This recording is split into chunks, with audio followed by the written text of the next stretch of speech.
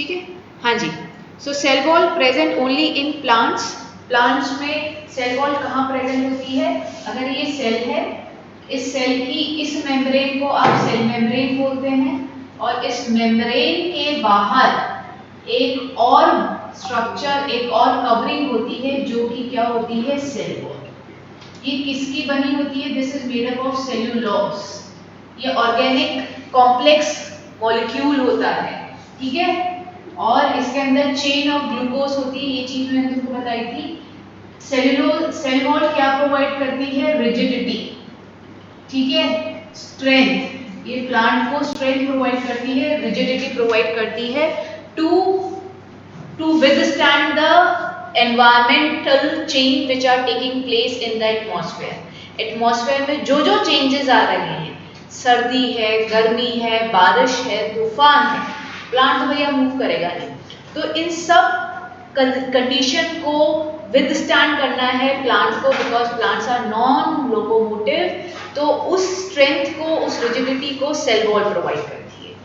Animal cell में, हमारे cell में सेल वॉल नहीं होती है, सिर्फ प्लांट सेल में होती है। ये चीज मैंने काफी अच्छे से आपको लिखवा दी है। फंक्शन की बात करें तो फंक्शन हमने ये बताया, इसका function structural, it provide structural strength. क्या प्रोवाइड करती है? स्ट्रक्चरल स्ट्रेंथ को प्रोवाइड करती है। इसका स्ट्रक्चर एज इट इज बना रहे। It provide structural strength to the plant, structural strength, ठीक है। नेक्स्ट, इट प्रिवेंट बर्स्टिंग, ये लिखवा दिया था। इट प्रिवेंट, हाँ, it prevent bursting of the cell in hypotonic. Hypo को मतलब याद है ना, सेल फूलता है। हाइपोटोनिक सोल्यूशन, हाइपोटोनिक सोल्यूशन के अंदर प्लांट को बर्स्ट होने से रोकती है। उसके बाद मैंने तुमको एक टर्म से इंट्रोड्यूस कराया था, टर्जर प्रेशर। इसको बहुत सारे टीचर टर्गर बोलते हैं, कुछ टर्जर बोलते हैं। तो जो तुम्हारी टीचर बोलती हो या सिखाती हो बोल लेना, ठीक है। मैंने गूगल पे सर्च किया था तो उसमें टर्गर प्रेशर आया था। तो this is called turgor pressure, ठीक है, turgor pressure. What is turgor pressure? When the cell swell up, जब सेल स्वेल होता है तो सेल मेम्ब्रेन सेल की वॉल पे, बेटा ये सेल मेम्ब्रेन है अंदर वाली, ये सेल की वॉल पे प्रेशर लगाती है, फोर्स लगाती है, उसको आप टर्गर प्रेशर बोलते हो। So it is the force within the cell. It is, ये क्या है? It is the force within the cell, cell के अंदर, within the cell, it is the force within the cell that pushes plasma membrane, cell membrane को ही बोलते हैं बेटा, that pushes plasma membrane against cell wall,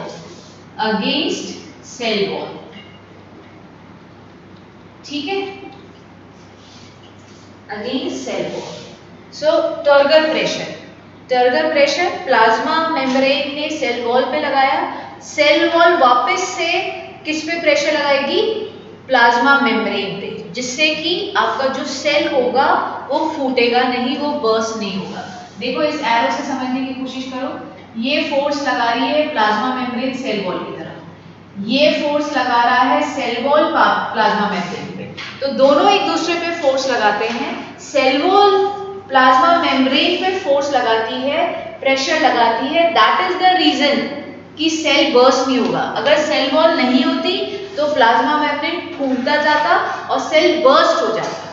तो किसका pressure ज्यादा important हुआ इसमें? सेल वॉल का, क्योंकि सेल वॉल वापस से सेल मेम्ब्रेन पे, प्लाज्मा मेम्ब्रेन पे फोर्स लगाती है, so that the cell will not burst. Clear है बच्चों? Is this clear to everyone? हाँ जी बच्चों, लिख रहे हैं, बताना बेटा।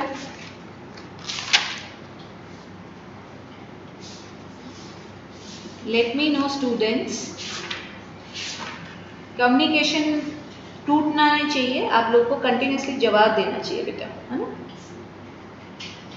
यस, हाँ, तो अगर आप पेज नंबर 61 निकालेंगे, उसमें राइट में जो टॉप मोस्ट पैराग्राफ है उसके अंदर ये चीज़ समझा रखी है। एनसीईआरटी को सबको बहुत अच्छे से रीड करना है ना। एनसीईआरटी का वर्ड टू वर्ड आपको हर एक बच्चे को बहुत बढ़िया से क्लियर होना चाहिए। तो उसमें बता रखा है cell walls permit the cell of plants, fungi and bacteria to withstand very dilute external medium. कौन सा मीडियम है? हाइपोटोनिक मीडियम है। ठीक है, तो वो कैसे विदस्टैंड करते हैं? With the help of cell wall. कैसे? In such media the cell tend to take up water by osmosis. Osmosis किसके लिए रिस्पॉन्सिबल होती है? वाटर को हाई कॉन्सेंट्रेशन से लो कॉन्सेंट्रेशन में लेके जाने के लिए। तो पानी बाहर का सोल्यूशन डाइल्यूट है बेटा, ये सेल के बाहर कैसा है? डाइल्यूट। और सेल के अंदर कैसा सोल्यूशन है? Concentrated. Can you tell me कहाँ पानी मूव करेगा? बेटा डाइल्यूट का मतलब होता है जहाँ पे पानी ज्यादा है। आप जैसे रूह अफ़ज़ा पीते हो, है ना? रूह अफ़ज़ा काफी गाढ़ा होता है, तो जो काफी गाढ़ी चीज होती है उसको बायोलॉजी में बोलते हैं कॉन्सेंट्रेटेड। ठीक है, तो हम एक ग्लास पानी लेते हैं, उसमें 1 चम्मच या 2 चम्मच रूह अफ़ज़ा डालते हैं, तो वो जो सोल्यूशन बनता है वो डाइल्यूट होता है। डाइल्यूट को क्योंकि 2 चम्मच रूह अफ़ज़ा के अंदर पूरा ग्लास पानी का है, तो the amount of water, if the amount of water is more than the given solution is called dilute. क्या मैं समझूं कि मेरे सारे स्टूडेंट्स को ये बात समझ में आ गई है? Are you getting the meaning of the term dilute? 2 चम्मच रूह अफ़ज़ा के अंदर अगर 1 ग्लास वाटर डाला तो जो सोल्यूशन बना बेटा वो डाइल्यूट होता है। तो बाहर डाइल्यूट सोल्यूशन है, अंदर कॉन्सेंट्रेटेड है, तो पानी मूव करेगा कहाँ से कहाँ? From high concentration to low concentration, जिसके कारण आपका सेल स्वेल अप हो जाता है। ठीक है, क्लियर है ये बात? Is this clear? तो the cell swells building up pressure against the cell wall. The wall exerts an equal pressure against the swollen cell. Because of their wall, such cell can withstand much greater change in the surrounding medium. ठीक है, तो ये पूरा paragraph आपको पूछ सकता है कोई, तो आपको जरूर से आना चाहिए। एक और टर्म जो आपके इसके अंदर दे रखी है सेल वॉल के अंदर, क्योंकि इसमें क्वेश्चन बनते हैं, जैसे कि हमने एंडोसाइटोसिस लास्ट क्लास में डिस्कस किया था। किसी को पता है एंडोसाइटोसिस क्या था? What is endocytosis? The flexibility of cell membrane help the organisms to engulf the food. Amoeba, because हमारी cell membrane कैसी होती है? Flexible होती है, due to which the cell can change its shape and when it change its shape it can engulf the food. इस process को हम endocytosis बोलते हैं। जब मैं आपका टेस्ट लूंगी, एंडोसाइटोसिस, प्लाज्मोलिसिस, बायोजेनेसिस, ये सारी टर्म आपके स्कूल एग्जाम में पूछी जाती है, 1 वर्ड क्वेश्चन में पूछी जाएगी, फिलिंग द ब्लैंक्स में पूछी जाएगी। तो बच्चे जो मेजर मिस्टेक होती है बच्चों से, स्पेलिंग मिस्टेक, जो कि मैं खुद भी करती हूँ। ठीक है, तो आई डोंट वांट कि मेरे स्टूडेंट करें ये चीज़। तो आप बेटा इनकी स्पेलिंग याद करो, इनकी डेफिनेशन याद करो। तो हमने एक डेफिनेशन अभी तक पढ़ ली है। मैं can you tell which paragraph पढ़ा रही हूँ? एंडोसाइटोसिस में बता चुकी हूँ, प्लाज्मोलिसिस मैं आपको एक्सप्लेन कर रही हूँ। That is given again on the page number 61, left hand side में जो सेकेंड पैराग्राफ है। तो पहले तो आप समझ लीजिए, ठीक है, पहले तो हम समझेंगे। प्लाज्मोलिसिस इज जस्ट उल्टा ऑफ दिस प्रोसेस। ठीक है, इसका जस्ट उल्टा है, मतलब बाहर अगर आपका कॉन्सेंट्रेटेड सोल्यूशन है और अंदर डाइल्यूट है और सेल के अंदर डाइल्यूट है, तो बेटा इस बार पानी कहाँ से कहाँ मूव करेगा? क्या सारे बच्चों को ये बात समझ में आने लगी? पानी कैसे मूव करता है डाइल्यूट? हाँ, फ्रॉम इनसाइड टू आउटसाइड। ठीक है, फ्रॉम इनसाइड टू आउटसाइड। जब इनसाइड टू आउटसाइड पानी मूव करेगा तो सेल आपका श्रिंक होना स्टार्ट करेगा। बेटा सेल तो सिर्फ यही है, मैं अगर इसको कलर कर दूं तो this part is your, this part of cell will shrink. Cell wall को कुछ नहीं होगा। क्यों नहीं होगा? सेल वॉल रिजिड थी भाई, सेल वॉल अपनी शेप चेंज नहीं करेगी। तो कौन? ये वाला पार्ट। सबको डायग्राम समझ में आ रहा है? This much is the part which will shrink. और ये जो प्रोसेस होता है जिसमें सेल श्रिंक हो जाता है, इसको प्लाज्मोलिसिस कहते हैं। तो please underline page number 61, second paragraph, left hand side, when a living plant cell loses water through osmosis, there is a shrinkage or contraction of the content of the cell away from the cell wall. This phenomenon is called plasmolysis. A very very important definition. So plasmolysis underline कर लिया सब बच्चों ने. देखो आपने जब turgor pressure की बात करी और अभी हमने प्लाज्मोलाइसिस की बात करी, हर बार उन्होंने क्या टर्म यूज करी? Osmosis. Due to osmosis water सिर्फ और सिर्फ बाहर से अंदर और अंदर से बाहर ड्यू टू ऑस्मोसिस ही मूव करता है. अगर ऑस्मोसिस का प्रोसेस नहीं होगा तो पानी कहीं भी मूव नहीं करेगा. Did you remember this term? What is osmosis? Osmosis क्या होता है? It is the phenomenon in which water move from high concentration to low concentration. याद आ रहा है? It is the process. Clear है सबको ये बात? प्लाज्मोलाइसिस का मतलब समझ में आ रहा है? एक लिविंग सेल जिंदा सेल में से जब वाटर बाहर की तरफ मूव करता है तो सेल के कंटेंट श्रिंक होते हैं. सेल के कंटेंट श्रिंक होते हैं and they move away from the cell wall.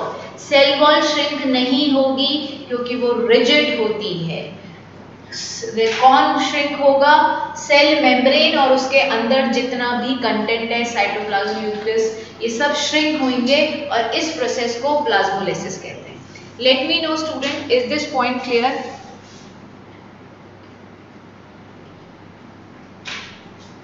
बेटा एंडोसाइटोसिस में हाइपोटोनिक कहाँ से आ गया? एंडोसाइटोसिस तो फ्लेक्सिबिलिटी ऑफ सेल मेम्ब्रेन की वजह से plants the organism can engulf their food because the cell can change its shape. तो इसमें no hypotonic solution.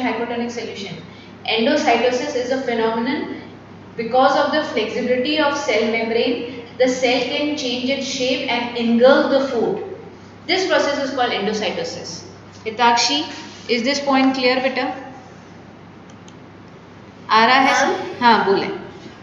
Ma'am, then what is the process called when outside is dilute and inside is concentrated? उसके लिए biological term जैसे plasmolysis के लिए बनी हुई है आपकी बुक में, उसके लिए टर्म नहीं है. ठीक है, अभी हमने बस ये टर्गर प्रेशर डिस्कस किया, वो उसी केस के लिए डिस्कस किया था when the cell swell up. ठीक है, तो आपके लिए कोई पर्टिकुलर उन्होंने टर्म नहीं बताई है. उन्होंने सिंपल ये बताया है due to osmosis when the water move inside the cell will swell up and it will exert pressure on the walls of the cell wall. The cell wall again exert the same pressure on the cell membrane due to which the cell will not burst. ठीक है, तो ये process है पूरा, उसके लिए कोई term नहीं बताई है. ठीक है, क्लियर है? Yes ma'am. ओके, चलिए आगे बढ़े. now the next part we are moving on is the nucleus. अब हम न्यूक्लियस में मूव कर रहे हैं. न्यूक्लियस कहाँ लोकेटेड होता है बेटा?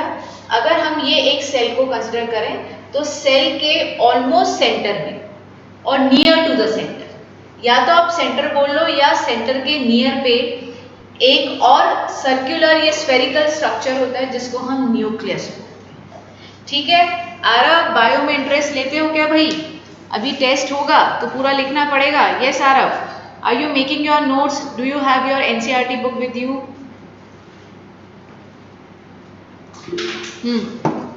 सिंपल सा वर्ड यस. सारी चीजों का जवाब है यस. मैम आप 5 क्वेश्चन फ्रेम करो, हम एक आंसर देंगे यस, है ना?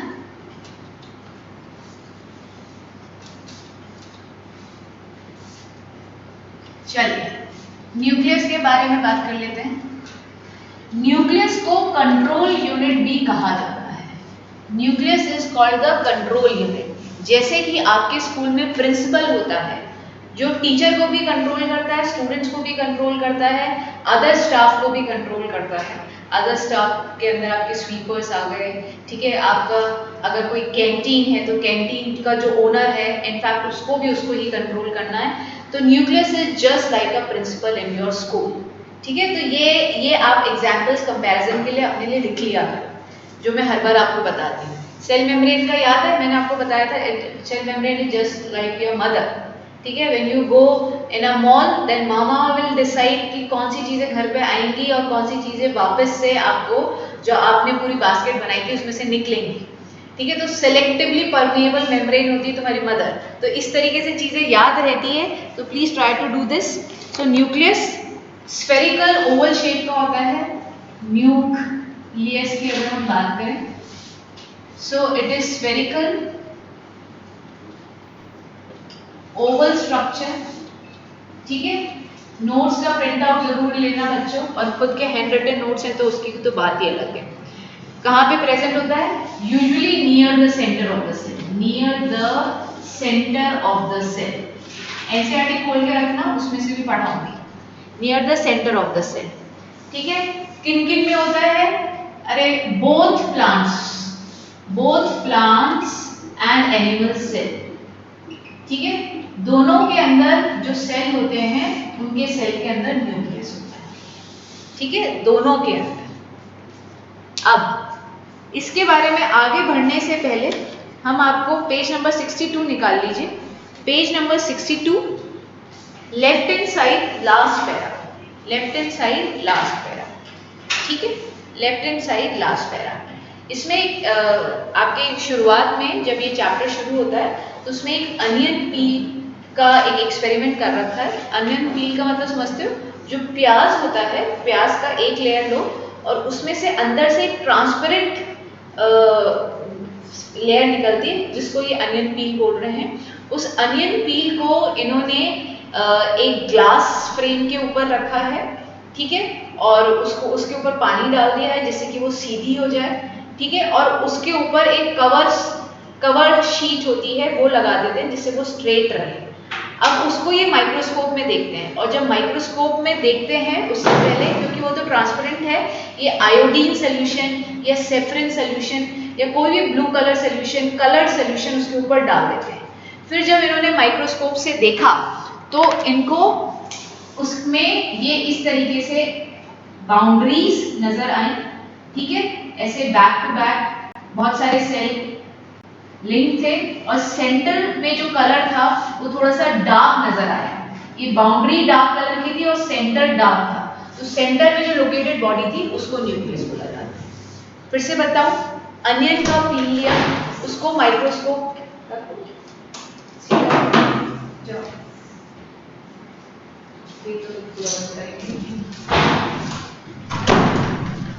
हाँ, तो अनियन का पील कैसे लेना है, नेक्स्ट क्लास में तुमको प्याज का छिलका लेके आऊंगी। आई विल ट्राई कि मैं आपको वो रिमूव करके दिखाऊं। उसको आप माइक्रोस्कोप में देखना है उसके सेल को। तो आपने उस अनियन पील को पहले पानी एक ग्लास लिया। ठीक है, उस ग्लास के ऊपर थोड़ा सा पानी बिखेरा और स्लाइटली बहुत ही धीरे से उसको स्लिप कर दिया। किसको? अनियन पील। फिर उस अनियन पील के ऊपर आपने आयोडीन सोल्यूशन डाला। आयोडीन सोल्यूशन क्या करेगा? उसको स्टेन देगा। मैंने देखा है, बहुत अच्छी बात है बेटा। स्टेन मतलब क्या होता है? उसको कोई कलर देगा। ठीक है, स्टेन को वैसे हम यूजुअली दाग बोलते हैं, जैसे आपके कपड़ों पे दाग लग जाता है मतलब कोई कलर लग जाना। तो आयोडीन सोल्यूशन क्या कर रहा है? उस ट्रांसपेरेंट अनियन पील को कलर दे रहा है। और फिर उसको आपने जब माइक्रोस्कोप के अंदर देखा तो boundaries were of dark colour and the centrally located body was of dark colour. वो सेंट्रली लोकेटेड बॉडी क्या है बेटा? न्यूक्लियस। That is nucleus. अगर हम न्यूक्लियस की बात करें, न्यूक्लियस ये सेल और सेल के अंदर ये न्यूक्लियस, तो बेटा न्यूक्लियस की भी खुद की एक मेम्ब्रेन होती है जिसको बोलते हैं न्यूक्लियर मेम्ब्रेन। ठीक है, न्यूक्लियर मेम्ब्रेन, इसके अंदर भी एक और सेंट्रली लोकेटेड बॉडी होती है जिसको बोलते हैं न्यूक्लियोलस। ठीक है, न्यूक्लियोलस और न्यूक्लियर मेम्ब्रेन के बीच में एक फ्लूइड भरा होता है जिसको हम बोलते हैं न्यूक्लियोप्लाज्म। ठीक है, ये सारी चीजें किसके अंदर प्रेजेंट है बेटा? ये सारी चीजें आपके न्यूक्लियस के अंदर प्रेजेंट है। फिर से बोलूं, ये आपका सेल था, सेल के अंदर सेंट्रली लोकेटेड न्यूक्लियस।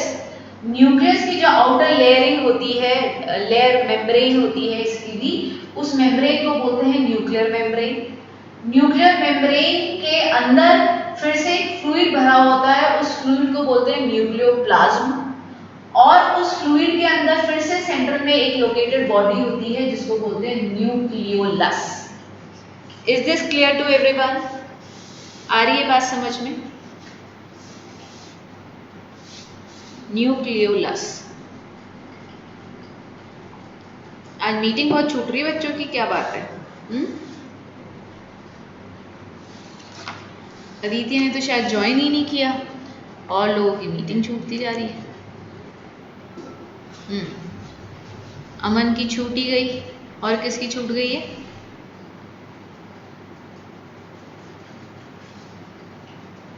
स्नेहा की छूट गई। चलो एनीवेज, हाँ करें स्टार्ट, आगे बढ़े। इसको हम क्या बोलते हैं? It is called the control unit of cell. इसको हम कंट्रोल यूनिट ऑफ सेल बोलते हैं, ठीक है? इसको बोलते हैं हम कंट्रोल यूनिट ऑफ सेल। चलिए, तो पेज नंबर 62 हम last paragraph left hand side में जिसको रीड करने वाले थे, जरा उसके बारे में बेटा बात कर लेते हैं काफी डिटेल। ऐसा बताया जाता है जब ऑर्गेनिज्म बनने लगा था, ऑर्गेनिज्म बनने से पहले जब सेल बनने लगे थे, जो इनिशियल सेल थे, पुराने सेल थे, प्राइमरी सेल थे, जो पहली बार जो अर्थ में एग्जिस्ट होने लगे थे अर्थ की सरफेस पे, उनको हम प्रोकार्योटिक सेल बोलते हैं। बेटा प्रोकार्योटिक सेल का मतलब, प्रो का मतलब होता है प्रिमिटिव। प्रिमिटिव मतलब जो सबसे पहले एग्जिस्टेंस में जो सेल आए थे उनको प्रोकार्योटिक सेल बोला जाता है। ये प्रोकार्योटिक सेल जो अब हमारी बॉडी में या प्लांट की बॉडी में, किसी भी लिविंग ऑर्गेनिज्म की बॉडी में जो सेल मिलते हैं उनसे डिफरेंट होते हैं, और अभी जो हमारी बॉडी में या प्लांट की बॉडी में जो सेल होते हैं उनको यूकैरियोटिक सेल। तो हम डिस्कस करेंगे what is the major difference between the eukaryotic cell and prokaryotic cell, ठीक है? Eukaryotic cell and prokaryotic cell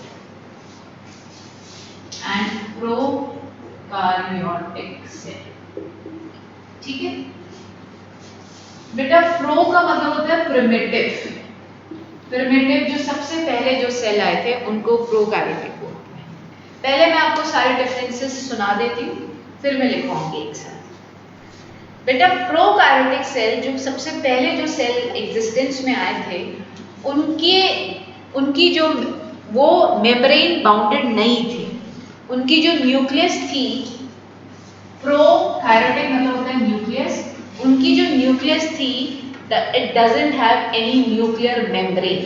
जैसा कि हम प्रोकैरियोटिक में डिस्कस करें तो बेटा ये सेल है, ये उसके अंदर न्यूक्लियस है। कैसे पता लगा? क्योंकि न्यूक्लियस की खुद की एक बाउंड्री है जिसको आप न्यूक्लियर मेम्ब्रेन बोलते हैं। This nuclear membrane was missing in primitive cell. जो प्रोकैरियोटिक सेल थे उनके अंदर न्यूक्लियर मेम्ब्रेन नहीं होती। यूकैरियोटिक सेल के अंदर न्यूक्लियर मेम्ब्रेन डिफाइन होती है, विजिबल होती है। और डिफरेंस क्या है? जो प्रोकैरियोटिक सेल होते हैं उसके अंदर बहुत सारे सेल ऑर्गेनल्स भी मिसिंग होते हैं। जैसे कि इसके अंदर यूकैरियोटिक सेल के अंदर अभी हम पढ़ेंगे, आपकी गोल्जी एपरेटर्स होंगे, आपका यहाँ पे एंडोप्लाज्मिक रेटिकुलम होगा, ठीक है? आपके राइबोसोम होंगे, लाइसोसोम होंगे, प्लास्टिड्स होंगे, माइटोकॉन्ड्रिया होंगे। These are the cell organelles which are present in any eukaryotic cell. Mostly cell organelles are missing in prokaryotic cell. Prokaryotic cell के अंदर बहुत सारे सेल ऑर्गेनल्स ही मिसिंग थे, ठीक है? अब यूकैरियोटिक सेल में जैसे ही आप न्यूक्लियस देखना चाहते हो तो आपको फटाफट दिखता है, क्यों? It has a visible boundary जिसको आप न्यूक्लियर मेम्ब्रेन बोलते हैं। प्रोकैरियोटिक सेल के अंदर देयर वाज नो बाउंड्री, तो there was no distinct nucleus. Nucleus था मगर हमें समझ में नहीं आ रहा था कहाँ है। अरे भाई बाउंड्री नहीं है। एक खुले मैदान में आप खड़े होकर बोलो कि भैया ये मेरा घर है, कहाँ तक तुम्हारा घर है? आज हम सबका घर है, it has a boundary, it has a limit, कि आप ये बोलते हो इस दीवार के बाहर मेरा घर खत्म, ठीक है? देयर आर रूल्स जो आपको सेपरेट करते हैं सराउंडिंग से, आप आउटर एनवायरनमेंट से, कि भैया this is the boundary of my house. आप मेरे घर में आओगे तो मेरी परमिशन से, उसके बाद नहीं तो if I am not allowed you will not come to my home. ठीक है, तो there is a boundary. Primitive cell में, प्रोकार्योटिक सेल में न्यूक्लियर मेम्ब्रेन की कोई सेपरेट बाउंड्री नहीं थी, नो डिस्टिंक्ट न्यूक्लियर मेम्ब्रेन। ठीक है, ये बात समझ में आती है। आगे बहुत इंपॉर्टेंट चीज है, आगे आप देखिए, इस पैराग्राफ को मैं रीड कर दूंगी, उससे पहले मैं आपको समझा देती हूँ। जो न्यूक्लियर मेम्ब्रेन था, हाँ बेटा, न्यूक्लियर मेम्ब्रेन जो था, न्यूक्लियर मेम्ब्रेन में डीएनए और प्रोटीन से बने हुए कंपोनेंट थे जिनको हम क्रोमैटिन बोलते हैं, मैं अभी तुमको पढ़ाऊंगी, क्रोमोसोम्स बोलते हैं। इधर अगर हम प्रोकार्योटिक की बात करें तो इधर कोई सेपरेटेड रीजन नहीं था। ठीक है, उस सेपरेटेड रीजन ना होने के कारण जो भी इसके आसपास लिक्विड भरा हुआ था उसको हमने बोला न्यूक्लिक एसिड वाला रीजन। ठीक है, उस जहां पे भी न्यूक्लिक एसिड भरी हुई थी उस रीजन को हमने बोल दिया न्यूक्लियोइड। मैं अभी सब लिखवा दूंगी, ये लिखना मत, सिर्फ समझ लो, न्यूक्लियोइड। सुन लो मेरी बात, ये न्यूक्लियर मेम्ब्रेन है, न्यूक्लियर मेम्ब्रेन मस्त डिफाइन है बेटा। इसके अंदर आपके क्या होते हैं, आपके it's nuclear membrane contain DNA, it contain protein. ठीक है, न्यूक्लियर मेम्ब्रेन के अंदर डीएनए और प्रोटीन होता है जिससे आपके क्रोमैटिन बनता है, जिसको अभी मैं तुमको पढ़ाऊंगी। इधर एक बाउंड्री डिफाइन होने के ना, देयर वाज नो बाउंड्री, तो हमने बोला जहां पे न्यूक्लिक एसिड भरी हुई है, the region which contain nucleic acid, उसको हमने न्यूक्लियोइड बोल दिया, उसको हमने क्या बोल दिया, न्यूक्लियोइड बोल दिया। अब जरा हम paragraph 62, page number 62, left paragraph, right जो सबसे एंड में है वो पढ़ते हैं। In some organisms like bacteria, the nuclear region of the cell may be poorly defined due to the absence of nuclear membrane. अगर न्यूक्लियर मेम्ब्रेन है ही नहीं तो वो पुअरली डिफाइन होता है। कुछ बैक्टीरियाज के अंदर वो undefined nuclear membrane containing only nucleic acid, अभी बताया आपको न्यूक्लियर मेम्ब्रेन नहीं होता है और मोस्टली क्या होता है उसके अंदर न्यूक्लिक एसिड होती है। उस न्यूक्लिक एसिड वाले रीजन को हम क्या बोलते हैं, न्यूक्लियोइड। अंडरलाइन कर लो, है ना, मैंने समझा दिया, आप अंडरलाइन कर लो। ये पूरा ही अगर तुमसे कोई पूछे तो आप 1 2 3 और ऐसे बताओगे, इनके बीच में डिफरेंसेस कॉलम बना के पॉइंट्स के अंदर। तो पहला पॉइंट तो आप यही बताओगे, नो इसके अंदर देयर इज अ विजिबल, चलो मैं अभी लिखवाई दूंगी वो ज्यादा ठीक रहेगा, फिर तो कंफ्यूज हो जाओगे। सुन लो अभी तो आप, ठीक है। तो such organism who cell lack a nuclear membrane are called prokaryotic. Pro का मतलब primitive और primary, karyotic मतलब nucleus. Organism with cell having a nuclear membrane are called eukaryotic. Prokaryotic cell also lack most of the other cytoplasmic organelles. क्या मैंने आपको ये बात बताई थी, इसके अंदर बहुत सारे सेल ऑर्गेनल्स भी मिसिंग थे। सेल ऑर्गेनल्स जो हमारा नेक्स्ट टॉपिक है, lysosome, ribosome, Golgi apparatus, endoplasmic reticulum, ये सब मिसिंग था। ठीक है, मोस्टली मिसिंग थे, बट ये कहाँ प्रेजेंट थे, most of the function of such organelles, भेज देंगे बेटा, भेज देंगे। Prokaryotic cell also lack most of the other cytoplasmic reticular organelles present in eukaryotic. Many of the function of such organelles are also performed by poorly organized part of the cytoplasm. The chlorophyll in photosynthetic prokaryotic bacteria is associated with membranous vesicle but not with plastid as in eukaryotic. ये आखिरी point को सब लोग समझ लीजिए, आखिरी point को मैं काफी डिटेल में समझा रही हूँ बेटा, उसको समझना। आखिरी पॉइंट आप अंडरलाइन कर लीजिएगा। अभी हम आपको जब सेल ऑर्गेनल्स पढ़ाएंगे उसके अंदर आपको बताएंगे सेल ऑर्गेनल्स मतलब सेल के ऑर्गन्स। एक सेल ऑर्गन जो प्लांट के अंदर ही प्रेजेंट होता है, जैसे प्लांट के अंदर सेल वॉल होती है, एक ऐसा ऑर्गन होता है जो प्लांट के अंदर होता है, उसको बोलते हैं प्लास्टिड। ठीक है, प्लास्टिड के अंदर डिफरेंट, प्लास्टिड के अंदर क्लोरोप्लास्ट करके होता है, उस क्लोरोप्लास्ट में ग्रीन कलर पिगमेंट होता है जो कि होता है क्लोरोफिल। अब हमको पता है chlorophyll is responsible for the photosynthesis. ठीक है, मतलब हमने बोला प्लास्टिड, ये भी मैं पढ़ाऊंगी, लास्ट टॉपिक है हमारा प्लास्टिड, जो कि सिर्फ प्लांट्स में प्रेजेंट होता है। प्लास्टिड के अलग अलग पार्ट्स होते हैं, क्रोमोप्लास्ट, क्लोरोप्लास्ट, यूकोप्लास्ट। हमने बोला plastid is divided into 3 parts, हमने बात करी chloroplast. Chloro word has come from chlorophyll. तो क्लोरोप्लास्ट के अंदर एक ग्रीन कलर पिगमेंट होता है क्लोरोफिल, जिसके कारण फोटोसिंथेसिस होती है। अगर हम प्रोकैरियोटिक सेल की बात करें तो भैया उसमें तो खूब सारे सेल ऑर्गेनेल्स मिसिंग थे, तो मतलब प्लास्टिड नहीं मिलेगा, मतलब प्लास्टिड नहीं मिलेगा। तो उन्होंने कहा कि भैया उधर जो फोटोसिंथेसिस हो रही है ना, एक वेसिकल है, वेसिकल मतलब बैग, झोला लाइक स्ट्रक्चर। वेसिकल किसको बोलते हैं? बैग, झोला, समझते हो ना, झोला। तो उस झोले के अंदर क्लोरोफिल भरी पड़ी है, और जिस झोले में क्लोरोफिल भरी हुई है उसमें ही फोटोसिंथेसिस हो जाती है।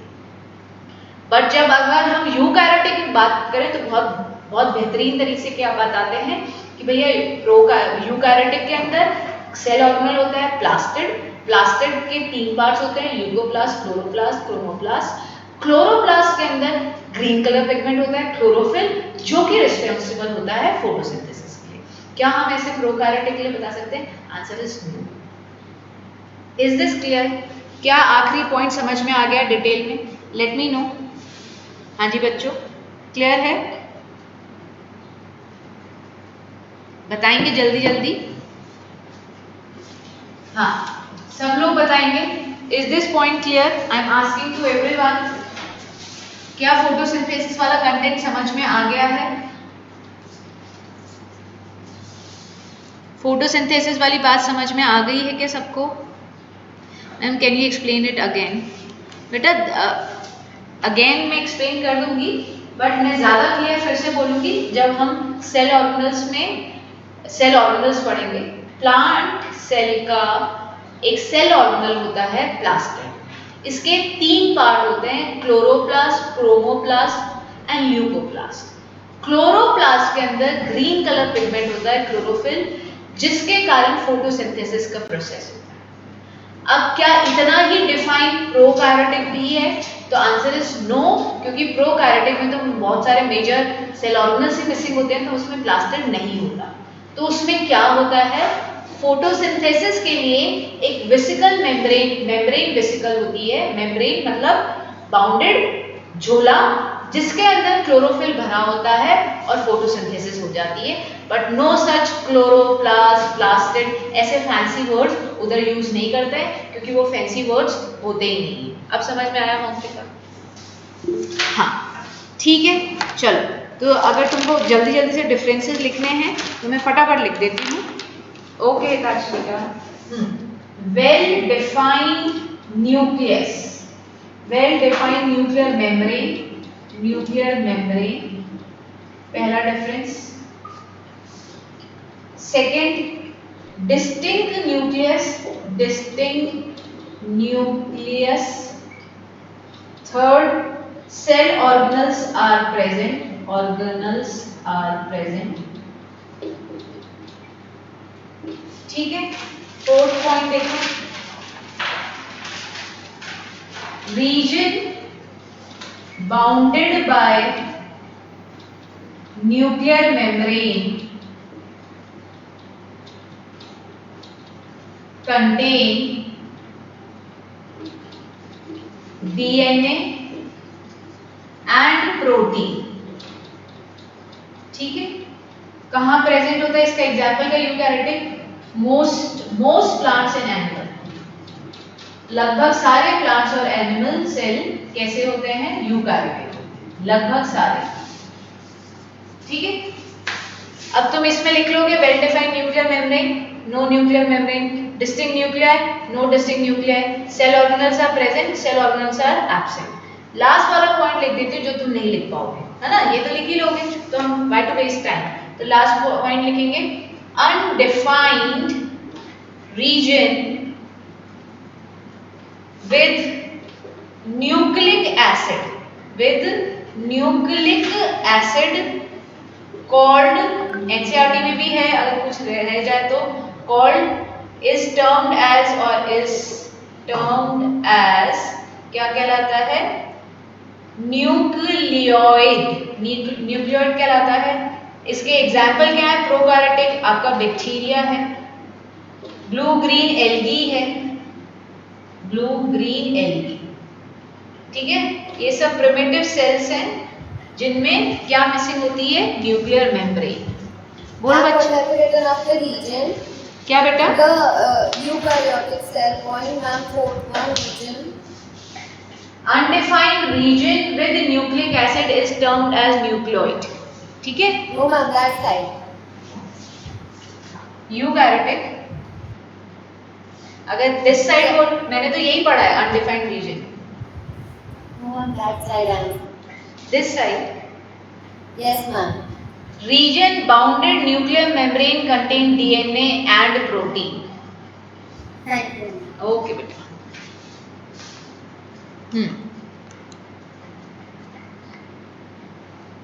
हाँ बेटा, रिकॉर्डिंग चल रही है, सब भेज देंगे, ठीक है? अभी आप जितना लिख सकते हो लिखने की कोशिश करो, समझ सकते हो समझो। सैटरडे की देखते हैं बेटा, सैटरडे की मुझे समझ में नहीं आ रही हुई है या नहीं।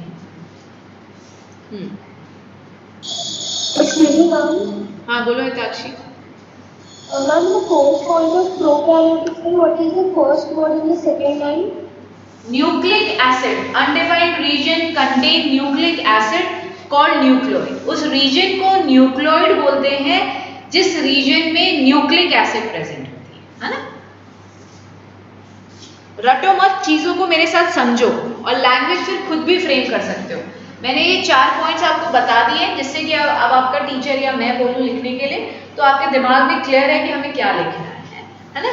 फिल कर लेना, इतने स्मार्ट सारे बच्चे हैं। आखिरी पॉइंट फिर से बता देती हूँ, दोनों के अंदर यूकैरियोटिक के अंदर न्यूक्लियर मेम्ब्रेन होती है, न्यूक्लियर मेम्ब्रेन के अंदर जो रीजन होता है उसके अंदर डीएनए और प्रोटीन होता है। प्रोकैरियोटिक के अंदर ये न्यूक्लियर मेम्ब्रेन नहीं होने के कारण एक रीजन होता है जिसके अंदर मैक्सिमम क्या भरी हुई होती है? न्यूक्लिक एसिड, और उस रीजन को इन्होंने न्यूक्लियोइड बोला है। Is this clear now? अब क्या ये बात क्लियर है? हाँ, आगे बढ़ जा, चलो।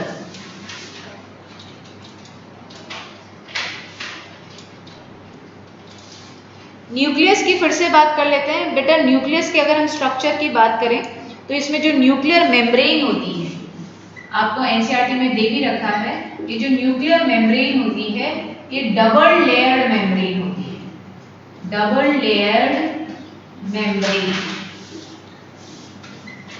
ठीक है? एक लेयर और फिर उसके ऊपर दूसरी लेयर, तो डबल लेयर्ड मेम्ब्रेन होती है। Double layer membrane with pores on its surface, with pores on its surface। बेटा इसकी सरफेस पे pores होते हैं due to which it allow the transfer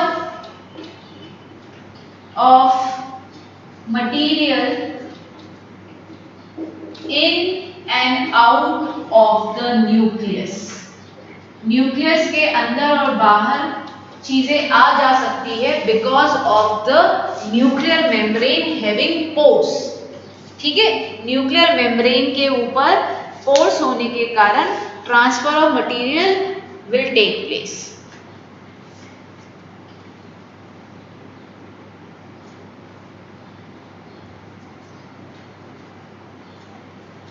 ठीक है?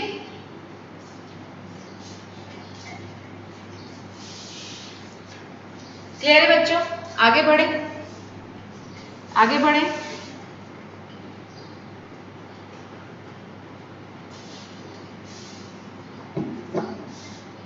चलो, अब हम न्यूक्लियस के अंदर घुस रहे हैं। मेरी बात सुनेंगे बहुत अच्छे से। हमको पैरा कौन सा रीड करना रहेगा इसके लिए मैं तुमको बता देती हूँ। We will read 62 page number left side second para, ठीक है? सेकेंड पैरा पढ़ने से पहले मैं एक्सप्लेन करती हूँ, सुनेंगे। न्यूक्लियस के अंदर डीएनए डायऑक्सी न्यूक्लिक एसिड होता है, ठीक है? और प्रोटीन, ये दोनों चीजें होती हैं। कोई भी सेल जो कि एक्टिव है, एक्टिव मतलब क्या होता है? सेल के अंदर क्या हो रहा है? सेल के अंदर बहुत सारे केमिकल रिएक्शंस हो रहे हैं।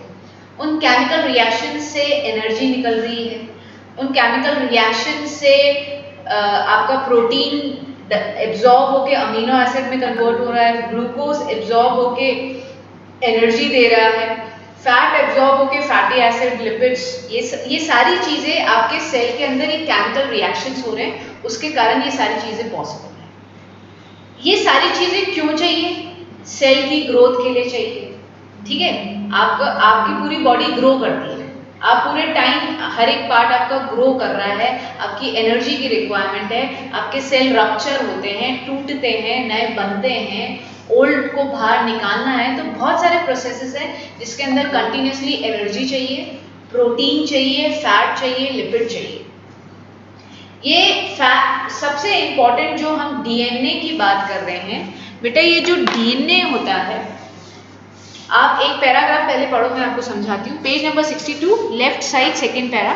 The nucleus contain chromosome which are visible as rod shape structure only when the cell is about to divide. Chromosome contain information for inheritance of features from parents to next generation in the form of DNA molecules. Chromosomes are composed of DNA and protein. Nucleus DNA molecules contain the information necessary for constructing and organizing the cell. Functional segment of DNA are called gene. In a cell which is not dividing, this DNA is present in as a part of chromatin material. Chromatin material is visible as entangled mass of thread divide, which whenever the cell is about to divide, the chromatin material get organized into chromosome. ये paragraph बहुत important है और उतना ही confusing है, तो बिल्कुल हम इसको ब्रेक करके पढ़ रहे हैं। एक सेल जो कि डिवाइड नहीं कर रहा है, डिवाइड का क्या मतलब है? आपको याद है, there was this name of a scientist, Virchow, ठीक है। उन्होंने हमको क्या बताया था कि एक सेल जो एग्जिस्टिंग सेल है, प्री एग्जिस्टिंग सेल में से ही न्यू सेल बनते हैं। उन्होंने ऐसी कुछ हमको थ्योरी बताई थी, ठीक है। हाँ, रोडोल्फ वर्चाव, यस, जिया ने बताया पूरा नाम। Rudolf Virchow was the name of the scientist, जिन्होंने कहा था कि प्री एग्जिस्टिंग सेल में से ही न्यू सेल बनते हैं। जो प्री एग्जिस्टिंग सेल होता है वो अपने आप को डिवाइड करता है। तो बेटा ये जो डिवीजन ऑफ सेल है, इसका मतलब क्या है? सेल रिप्रोड्यूस कर रहा है। इसका मतलब समझ रहे हो? सेल क्या कर रहा है? रिप्रोड्यूस कर रहा है, अपने जैसा एक और सेल बना रहा है। मतलब सेल का बच्चा ही तो हो रहा है, सेल दो बच्चों में कन्वर्ट हो गया, सेल फ्रेगमेंट हो गया, सेल के पार्ट्स हो गए, तो उसने नए सेल बना दिए, ठीक है। This process is called reproduction. अगर सेल रिप्रोड्यूस नहीं कर रहा है, अगर सेल डिवाइड नहीं हो रहा है, अगर सेल डिवाइड नहीं हो रहा है, हम जब की बात करते हैं, अगर सेल डिवाइड नहीं हो रहा होता है तो न्यूक्लियस के अंदर जो क्रोमोसोम होते हैं वो रॉड शेप में नहीं प्रेजेंट होते हैं। बेसिकली जो डीएनए से बना हुआ मॉलिक्यूल है, क्रोमोसोम क्या, chromosomes are made up of DNA, ठीक है। Chromosomes are DNA molecules. तो एक ऐसा सेल जो कि डिवाइड नहीं कर रहा है, उसके अंदर ये एंटैंगल थ्रेड लाइक स्ट्रक्चर। बेटा एंटैंगल थ्रेड लाइक स्ट्रक्चर मतलब आपने पतंग उड़ाई और आपका मंजा बहुत जगह से खराब हो गया था, तो हम क्या करते हैं, उस मंजे को हटा देते हैं और ऐसे ही फेंक देते हैं, ठीक है। वो फिर पैरों में आता है, ठीक है। उस गुच्छे को एंटैंगल मतलब उलझा हुआ थ्रेड, समझ में आया?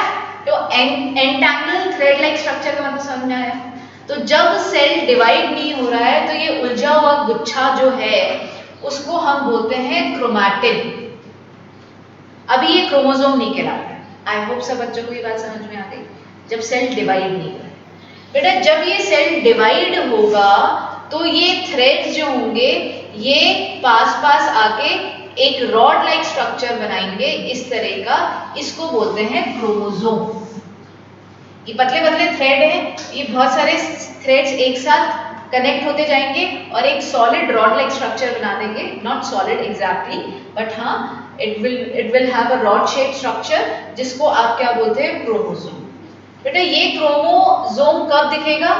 जब हमारा सेल का डिवीजन होने वाला है। समझ रहे हो ना, सेल ऐसे तो डिवाइड होता है।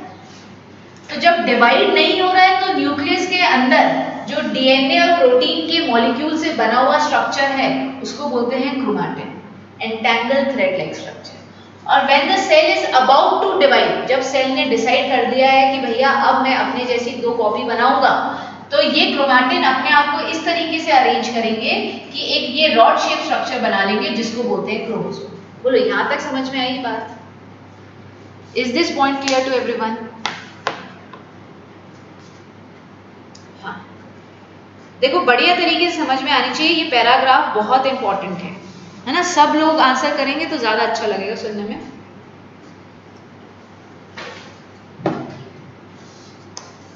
हाँ जी आरव, तुम्हारा तो नाम लेंगे तभी बताओगे कि सुन रहे हो या नहीं। यस, चलो तो अब आप लास्ट का पैराग्राफ पढ़ो। क्रोमैटिन, देखो क्रोमैटिन के बारे में क्या बता रखा है।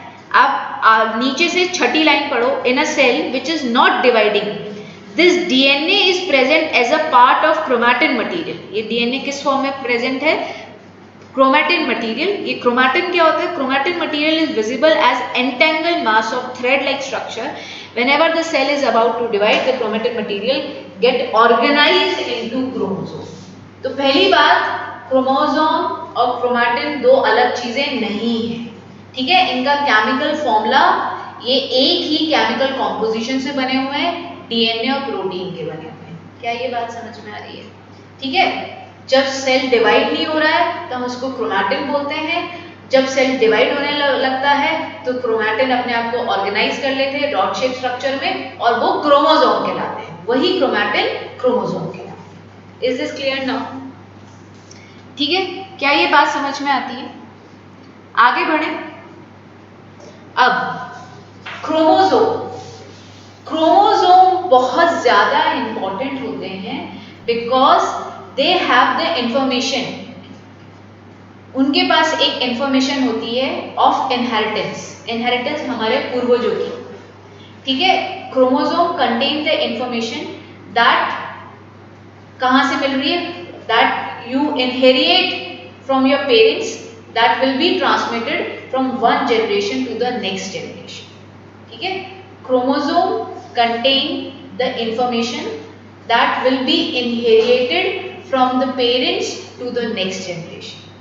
I repeat, if you want to write it, chromosome contain the information that would be inherited from parents to the next generation. I repeat, chromosome contain the information that would be inherited from one generation, parent generation to the next generation. ठीक है? जैसे कि ma'am ये information क्या होती है? जैसे कि मेरे हेयर का जो कलर है या टेक्सचर है ये मेरी मदर पे गया है, तो मेरी मदर में जो मेरे उनके बालों का जो केमिकल फॉर्मूला था क्रोमोसोम में, बेटा ये क्रोमोसोम होता है। सुनिए मैं तुमको समझाती हूँ। ये जिसको मैंने डार्क कर दिया, ये मेरे फादर से मुझे मिला है, ठीक है? आपको पता है ना, father and mother both are responsible for giving us information, और ये वाला वाइट वाला मेरा मदर का क्रोमोसोम। तो इस मदर से क्रोमोसोम में ये जो फॉर्मूला है, इतने से पार्ट में एक केमिकल फॉर्मूला है, ठीक है? समझने की कोशिश करो। एक केमिकल फॉर्मूला है जिसमें हेयर का फॉर्मूला लिखा हुआ है और वो हेयर का एग्जैक्ट फॉर्मूला मुझे मदर से मिल गया। तो मेरे बालों का कलर टेक्सचर किसके जैसा होगा? मदर के जैसा। इधर मेरा वो वाला फॉर्मूला था जिसमें मेरे फादर के ईयरलोब ये होता है, इसकी शेप का फॉर्मूला था। तो मेरे कानों की शेप किसके जैसी है? मेरे फादर के जैसी।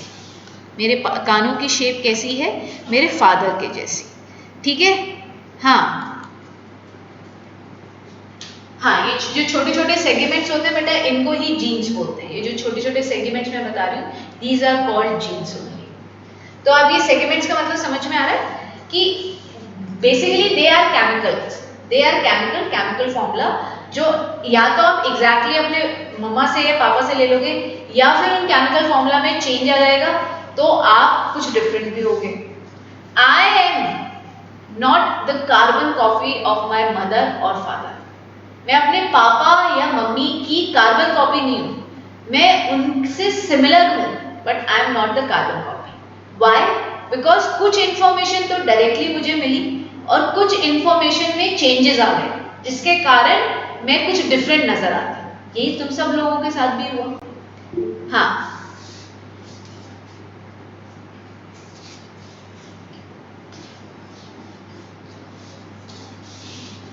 सबसे ज्यादा जीन्स जो आपको मिलते हैं वो पेरेंट्स के मिलते हैं, दादा दादी के भी मिलते हैं, बट वो कम होते हैं। ठीक है, चलिए, तो आप इस पैराग्राफ को अगर फिर से पढ़ते हैं, the nucleus contain chromosome which are visible as rod shape structure. मेरे ख्याल से ये लाइन सबको समझ में आ गई है। Only when the cell is about to divide. Thumbs up भेजेंगे ये 3 लाइन के लिए कि मैम ये परफेक्टली क्लियर है। ठीक है, shall I move forward. Chromosome contain information for inheritance of features from parent to next generation in the form of DNA molecules. इस चीज के लिए भी थम्स अप भेजेंगे। क्रोमोसोम किसके लिए रिस्पॉन्सिबल होता है? For the information that will be inherited from parent to the next generation. किसके फॉर्म में? In the form of DNA molecule. DNA की फुल फॉर्म एग्जाम में पूछी जाती है, तो डाईऑक्सी राइबो न्यूक्लिक एसिड आपकी बुक में दे रखी। अब आगे बात करेंगे। Chromosome are composed of DNA and protein. Underline कर लो अगर आपको ऐसा लगता है कि आपको याद नहीं है, तो chromosomes are made up of DNA and protein. ठीक है, DNA molecules contain the information necessary for constructing and organizing cell. हमारा सेल कैसा बनना चाहिए, कैसा दिखना चाहिए, ये सारी इंफॉर्मेशन किसके अंदर होती है? डीएनए के अंदर। डीएनए के अंदर देखो कितनी इंफॉर्मेशन है। डीएनए के अंदर हमारी इंफॉर्मेशन जो हम पेरेंट से इनहेरिट कर रहे हैं वो भी डीएनए मॉलिक्यूल के फॉर्म में है। हमारी बॉडी में जो सेल कैसे ऑर्गेनाइज होगा, कैसा दिखेगा, वो भी डीएनए के अंदर है। ठीक है, functional segment of DNA are called genes. बेटा फंक्शनल सेगमेंट, बेटा सेगमेंट का मतलब होता है एक टुकड़ा। तो देखो मैंने इधर क्रोमोसोम बनाया और इसमें इतने से टुकड़े हो, ये जो इतना सा टुकड़ा है जिसमें मेरे हेयर की इंफॉर्मेशन है वो क्या है? जीन्स है। सेगमेंट का मतलब होता है पीस, टुकड़ा। ठीक है, बायोलॉजी के एक एक वर्ड का मीनिंग समझ आएगा तो तुमको लिखने में दिक्कत नहीं आएगी। फंक्शनल सेगमेंट, फंक्शनल सेगमेंट क्यों बोल रहे हैं? अरे भैया इसके अंदर वो फंक्शन है, वो फॉर्मूला है जिससे मेरे बालों के टेक्सचर पता लगने वाला है, तो ये फंक्शनल यूनिट हो गई ना। अगर ये नहीं होगी तो मेरे बालों का इंफॉर्मेशन ही नहीं आएगी। समझ रहे हो? ये वो सेगमेंट था जिसमें मेरे ईयरलोब की इंफॉर्मेशन थी। अगर ये इंफॉर्मेशन नहीं होगी तो ये मिसिंग हो जाएगी। ईयरलोब की कैसी शेप आनी चाहिए। क्या फंक्शनल सेगमेंट का मतलब समझ में आ रहा है सारे बच्चों को? आ रहा है समझ में? तो हमने देखो पूरा पैराग्राफ समझ लिया है। ठीक है, अब एक बार फिर से इसको रिवाइंड कर देते हैं। ठीक है, तुम लोगों के लिए फिर से रिवाइंड कर देते हैं, मतलब वापस से आपको रिवाइज करा देते हैं। तो सुनेंगे बच्चों। न्यूक्लियस, न्यूक्लियस के अंदर क्या होता है? न्यूक्लियोलियस। न्यूक्लियस पहले हम बात करते हैं। न्यूक्लियस की बाहर की बाउंड्री होती है न्यूक्लियर मेम्ब्रेन, जो कि डबल लेयर होती है। इट हैज न्यूक्लियर मेम्ब्रेन के अंदर पोर्स होते हैं। हाँ, न्यूक्लियर मेम्ब्रेन हैज पोर्स जिसके थ्रू न्यूक्लियस में जो मटेरियल बना है वो सेल ऑर्गेनल्स में, साइटोप्लाज्म में आ सकता है। न्यूक्लियस के अंदर घुसेंगे तो उसमें भी एक सेंट्रल लोकेटेड बॉडी होती है जिसको बोलते हैं न्यूक्लियोलियस, और न्यूक्लियस के अंदर भी एक फ्लूइड भरा होता है जिसको बोलते हैं हम न्यूक्लियोप्लाज्म। ठीक है, न्यूक्लियस में जब आपका सेल डिवाइड नहीं हो रहा होता है तो न्यूक्लियस के अंदर डीएनए मॉलिक्यूल थ्रेड की शेप में एक स्ट्रक्चर होता है chromatid, which is entangle thread like structure. Basically वो डीएनए मॉलिक्यूल्स होते हैं जो कि उलझे हुए धागे के जैसे अरेंज होते हैं, इनको बोलते हैं chromatid. When the cell is about to divide, जब आपका सेल डिवाइड होने वाला है तो यही गुच्छा अपने आप को ऑर्गेनाइज करता है in a rod shape structure that is called chromosome. Chromosome are made up of DNA and protein. Chromosome are responsible for the information that you would be inheriting from your parent to the next generation. This information is carried in the DNA molecules. ठीक है, DNA का जो functional segment होता है, एक छोटा सा segment उठा लो, उसको हम जीन्स बोलते हैं। पूरा पैरा रिवाइज करा दिया है। क्या ये सारे बच्चों को समझ में आ गया? Is this clear? बढ़िया तरीके से, हाँ क्लियर है। बहुत इंपॉर्टेंट है ये पैराग्राफ, तो आपको अच्छे से याद होना चाहिए। ठीक है, चलिए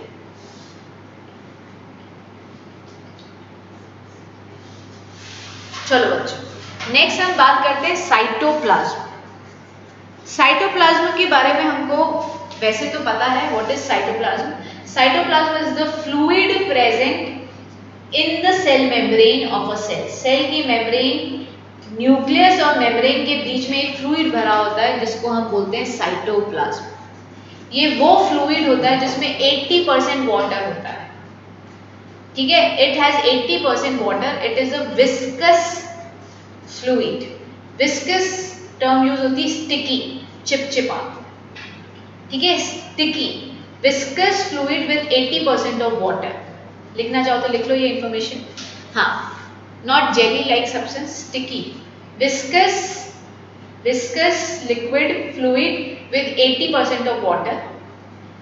ये वो जगह होती है जहां पे सारे सेल ऑर्गेनल्स प्रेजेंट होते हैं। सेल के क्या प्रेजेंट होता है बेटा? Cell organelles. ठीक है, तो मैं साइटोप्लाज्म एनसीईआरटी से पढ़ देती हूँ, page number 62, right hand side का पैरा जहाँ पे साइटोप्लाज्म की हेडिंग डली हुई है। ये जब हमने अनियन का पील लिया था, अनियन पील को माइक्रोस्कोप में देखा था, आयोडीन का सोल्यूशन उसके ऊपर डाल के, तो जब से जो सबसे फेडेड एरिया था ना, सबसे फेडेड, जिसमें सबसे कम आयोडीन का कलर आया था बेटा, वो वही था जो साइटोप्लाज्म है। ठीक है, आई रिपीट, सबसे डार्क स्टेन किस में आया था? न्यूक्लियर मेम्ब्रेन, न्यूक्लियस में आया था और सेल की मेम्ब्रेन में आया था। और उसके बीच का एरिया बहुत ही फेडेड स्टेन था। वो फेडेड स्टेन पूरा का पूरा क्या है? साइटोप्लाज्म। तो एनसीईआरटी में कुछ ऐसे बता रखा है, when we look at the temporary mound of onion peel as well as human cheek cell, we can see a large region of each cell enclosed by the cell membrane. This region take very little stain. It is called cytoplasm. The cytoplasm is the fluid content inside the plasma membrane. It also contain many specialized cell organelles. Each of these organelles perform specific function for the cell. Do you remember? हमने आपको ये बताई थी कि जैसे कि हमारी human body में डिफरेंट टाइप्स ऑफ सेल होते हैं, मसल सेल है, बोन सेल है, ब्लड सेल है, न्यूरॉन्स हैं, ये सारे सेल्स डिफरेंट हैं since they are performing different and specific function. Neuron का काम मसल सेल नहीं ले सकता, मसल का काम न्यूरॉन नहीं ले सकता है। ठीक है, तो इसी तरीके से सेल के अंदर सेल ऑर्गेनल्स होते हैं and all the cell organelles are responsible for performing specific function which won't be performed by other cell organelles. जैसे कि हम आज आपको, आज तो नहीं हो पाएगा, लाइसोसोम के बारे में बताएंगे। लाइसोसोम को सुसाइडल बैग कहा जाता है। ये बेसिकली इसके अंदर एक डाइजेस्टिव एंजाइम होता है। अगर आपके सेल में कोई वायरस घुस रहा है, कोई बैक्टीरिया घुस रहा है या कोई हार्मफुल कंटेंट घुस रहा है, तो लाइसोसोम क्या करता है? ये एंजाइम उसके ऊपर फेंक देता है, जिससे कि आपकी बॉडी के अंदर जो भी वायरस या बैक्टीरिया घुसा है उसको वो किल कर देगा। ठीक है, ये लाइसोसोम का काम है। अगर हम राइबोसोम की बात करें तो राइबोसोम प्रोटीन बनाता है, तो अब राइबोसोम का काम लाइसोसोम नहीं ले सकता और लाइसोसोम का काम प्रोटीन नहीं ले सकता, राइबोसोम नहीं ले सकता। तो क्या ये बात समझ में आई? All the cell organelles will perform only the specific tasks which have been assigned to them. जैसे कि एक एनुअल फंक्शन में टीचर ने ग्रुप बनाया था और बोला था ये स्पेसिफिक बच्चा डांस के बच्चों को के स्टूडेंट्स से बातचीत करेगा, उनकी परफॉर्मेंस को देखेगा। ये स्पेसिफिक स्टूडेंट्स जो हैं ये सिर्फ उन्हीं बच्चों के साथ कम्युनिकेट करेंगे जो किसी नाटक के अंदर पार्टिसिपेट कर रहे हैं। हाँ, और ये बच्चे आपस में इंटरचेंज नहीं होंगे। क्या ये बात क्लियर है? Is this point clear to everyone? Clear है बच्चों?